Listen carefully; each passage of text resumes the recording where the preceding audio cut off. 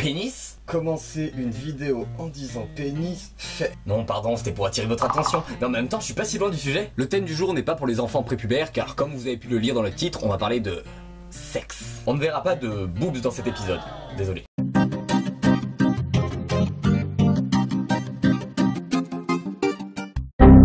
Savez-vous ce qu'est une paraphilie? Non?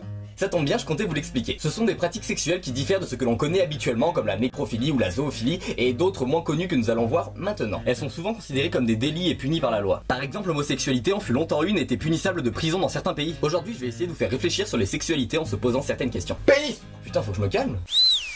Eh bien, commençons tout de suite. Une autosexuelle est une personne attirée sexuellement par elle-même. C'est une personne qui s'aime, mais vraiment beaucoup. Quelqu'un qui se touche en regardant ses propres photos. Il est super mignon, le petit du milieu. Ouais, c'est toi. C'est le maximum de l'estime de soi. Le summum du narcissisme. L'Eldorado du nombrilisme. Ce qui peut pousser à des comportements plutôt schizophréniques. Oh mais non, arrête, je veux pas. Oh mais si, t'es trop bon. Non mais je peux pas, je suis déjà avec quelqu'un. Mais il en saura rien. Oh d'accord. Une autre pratique assez sympathique, ma foi, la mécanophilie. La mécanophilie, qu'est-ce que c'est? C'est une paraphilie décrivant une attirance sexuelle pour les machines comme les vélos ou les véhicules motorisés tels que des voitures. Oh mec, t'as vu le Noël Citroën C4? Elle a un sacré cul. Oh, je me la ferais bien. Bon, du coup, je verrai plus les gens qui font du tuning de la même façon. Ah, ma voiture, elle a de très belles femmes. En plus, elle a un sacré levé de vitesse. Oh. Mais du coup, je me demande, doit-on avoir son permis de conduire pour avoir des rapports sexuels avec une voiture? Si la voiture n'est pas allumée, est-ce considéré comme du viol? Est-ce qu'on doit mettre une capote avec une décapotable? Merci, c'est tout pour moi. C'est n'importe quoi, il y a des gens ils s'excitent vraiment pour tout. Par exemple, l'otassinophobie. Yes! C'est une paraphilie dans laquelle un individu est sexuellement attiré par le risque d'être tué. Oui, être tué, mourir, crever, clapser, canner, être décédé, succomber, périr, trépasser. Dans le dico des synonymes, il y a encore éteindre, expirer ou attends un très bon calancher. Non mais ça va suffire là. D'un point de vue personnel, je me posais juste une petite question. Pourquoi? Quand? Qui? Quoi? Où? Pourquoi? Pourquoi? À partir de quand c'est kiffant dans sa tête de mourir? Oh vas-y, étrangle-moi que je te bouffe le. Du coup, un condamné à mort otassinophile, il est au maximum de son excitation au moment de sa peine. Ça doit tout de même poser quelques problèmes quand même. Si le conjoint il refuse de copuler, est-ce que son partenaire il le tue vraiment? On va continuer dans le bizarre, la pédophilie. À ne pas confondre à une lettre près avec la pédophilie. C'est une attirance sexuelle non pas pour les enfants mais pour les jouets à apparence zoomorphes ou anthropomorphes tels que les poupées Barbie ou autres petits animaux en peluche. En étant vraiment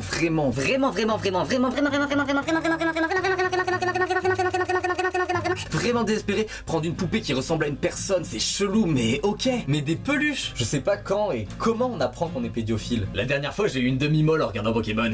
Allez, viens par là, toi. Mais t'étais pas dans le délire des voitures, toi? Oh, puis laisse tomber. Je vais vous présenter 4 pratiques plutôt sales, du coup on va pas s'éterniser dessus. Âme sensible, s'abstenir. Donc je laisse aux plus jeunes le temps d'aller chercher du popcorn, là ça devient intéressant. Tout d'abord la scatophilie, qui est le fait de de se sur le et en jeter sur les murs. Mais on va passer ça. Ensuite, si vous êtes hémétophile, pour vous, il n'y a rien de plus sexy que le vomi. Mais ça aussi, on va passer. Savez-vous ce qu'est une golden shower? Non, pas une champagne shower.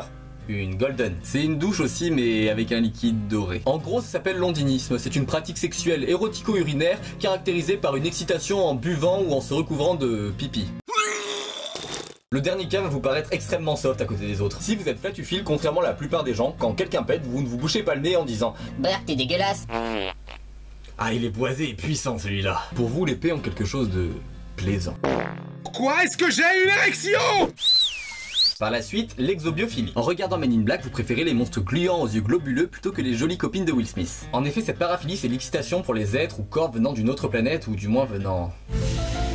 D'ailleurs, je crois comprendre d'où viennent tous ces délires japonais avec leurs monstres à tentacules. Quand je dis que c'est n'importe quoi, je suis sérieux. L'holophilie désigne l'excitation sexuelle provoquée par les flûtes. À bec traversière de pan ou au pavot, tant qu'on peut souffler dedans, c'est bon. Ça a en effet une certaine forme phallique, d'où l'excitation. Mais ça reste plutôt glauque vu que ce n'est pas son utilisation première.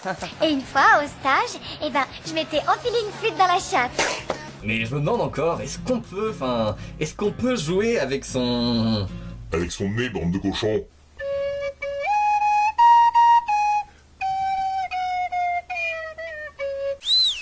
On va finir sur une pratique plutôt particulière. Quoi? Ah oui, à côté les autres c'était normal, c'était pépou, c'était pour les petites bites. Donc l'acromotophilie est l'attirance sexuelle pour les personnes... amputées. Parce que les moignons c'est trop mignon. Ah, attendez, désolé, j'en peux plus, faut que je fasse une pause.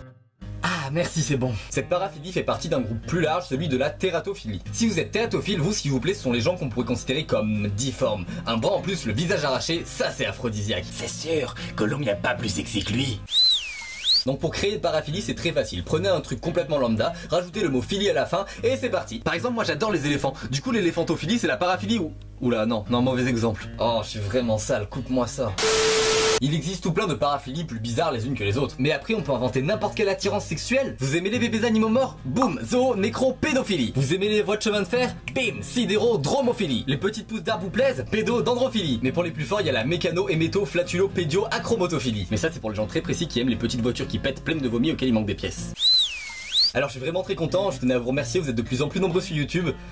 Dommage que ce soit pas sur ma chaîne. Donc n'hésitez pas à vous abonner et à partager ma vidéo, ça serait super cool. Je vous laisse regarder mes 2 dernières vidéos et surtout je vous fais des bisous. Heureusement je suis pas seul pour faire taire la voix qui me répète. Tu seras lâche et impuissant, résigné, soumis, déprimant, insuffisant, pas adapté, spectateur dans le fossé. Tu seras tout seul, divorcé, sans enfant, remarié, alcoolo, adultère, fils indigne, mauvais frère. Tu seras amer, trop sévère, malheureux, toujours en colère, méprisable, imbuvable, égoïste, insupportable. Tu seras ce qu'on te dit, tu discutes pas. Ici bas c'est comme ça, t'as compris le jeu, petit merdeux, c'est la roulette, tu choisis pas. Il est prouvé scientifiquement que si vous vous abonnez à cette chaîne, vous serez plus heureux.